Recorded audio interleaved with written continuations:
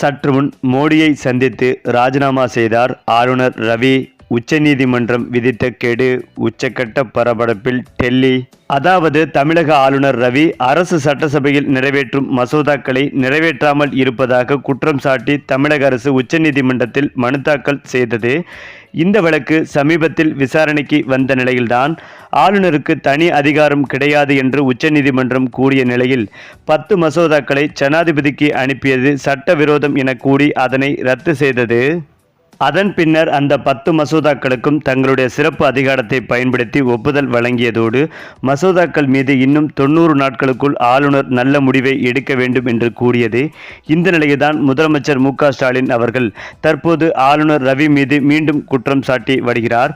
அதாவது தஞ்சாவூர் கலைஞர் பல்கலைக்கழக மசோதாவை பேரவையில் நிறைவேற்றி 40 நாட்கள் ஆகிவிட்டது. குறிப்பாக உச்சநீதிமன்ற தீர்ப்புக்கு பிறகும் ஆளுநர் ஆர்.என். ரவி இன்னும் மாறவில்லை என்று முதலமைச்சர் மு.க.ஸ்டாலின் மீண்டும் குற்றம் சாட்டி வருகிறார். அதாவது தஞ்சாவூர் வந்துள்ள முதலமைச்சர் மு.க.ஸ்டாலின் தஞ்சை அரசு சரபோஜி கல்லூரியில் நடைபெறும் நலத்திட்ட உதவிகள் வழங்கும் விழாவில் கலந்து கொண்டு பேசியிருந்தார். அப்போது தஞ்சை மாவட்டத்திற்கு பல்வேறு அறிவிப்புகளையும் வெளியிட்டிருந்தார்.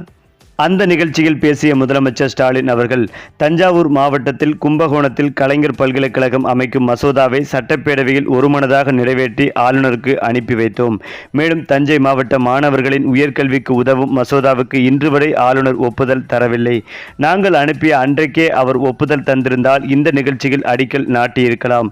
கடந்த மே 2ஆம் தேதி அனுப்பிய நிலையில் 40 நாட்களுக்கு மேல் ஆகிவிட்டது. ஆனால் ஆளுநர் இன்னும் ஒப்புதல் தரவில்லை. மேலும் உச்சநீதிமன்ற தீர்ப்புக்கு பிறகாவது ஆளுநர் ரவி மாறுவார் என நினைத்தோம். ஆனால் அவர் இன்னும் மாறவில்லை. இந்த மசோதா தொடர்பாக பலமுறை ஆளுநருக்கு நினைவூட்டப்பட்டது. உயர்கல்வித்துறை அமைச்சரை ஆளுநரை சந்திக்குமாறு அறிவுறுத்தினோம். ஆனால் ஆளுநர் சந்திக்க மறுக்கிறார். குறிப்பாக சந்திக்க நேரம் கொடுத்தால் மசோதா குறித்து கேட்பார்கள் என பயந்து உயர்கல்வித்துறை அமைச்சருக்கு நேரம் தராமல் இழுத்தடிக்கிறார் ஆளுநர். அதேபோல் ஆளுநருக்கு இதைவிட என்ன முக்கியமான வேலை இருக்க முடியும்? ஆளுநர் ஒரு பக்கம் என்றால் மத்திய அரசு ஒரு பக்கம் நிதி தராமல் இழுத்தடிக்கிறது என்று கடுமையான குற்றம் சாட்டி வருகிறார் முதலமைச்சர் ஸ்டாலின். இந்த நிலையில்தான் ஆளுநர் ரவி அவர்கள் தனக்கும் தமிழக அரசுக்குமான மோதலில் குடியரசுத் தலைவருக்கே உச்சநீதிமன்றம் கெடு விதிக்கும் வகையில் எச்சரிக்கை விடுத்துள்ளது. குறிப்பாக குடியரசுத் தலைவருக்கே கேள்வி மேல் கேள்வி கேட்டு அவருடைய பதவிக்கே ஆபத்தை விளைவிக்கும் நோக்கத்தில் கேள்விகள் கேட்கப்பட்டது மிகப்பெரிய பரபரப்பாக பேசப்பட்டு வருகிறது. இதனால் ஆளுநர் ரவி அவர்கள் தாமாகவே முன்வந்து ராஜினாமா செய்ய முடிவெடுத்து நேரடியாகவே பிரதமர் மோடி அவர்களை சந்தித்து ராஜினாமா கடிதத்தை ஒப்படைக்க உள்ளதாக தற்போது தகவல்கள் பரவி வருகிறது. மேலும் புதிய ஆளுநரை தேர்வு செய்த பிறகு தமிழக ஆளுநர் ஆர்.என். ரவி ராஜினாமா குறித்த தகவல் வெளிவரும் என்றும் எதிர்பார்க்கப்பட்டு வருகிறது. சரி, இப்போ நீங்கள் சொல்லுங்க, மோடியிடமே ராஜினாமா கடிதத்தை ஒப்படைத்த ஆளுநர் ரவி பற்றிய உங்களுடைய கருத்துக்களையும் உங்கள் கமெண்ட்ல சொல்லுங்க.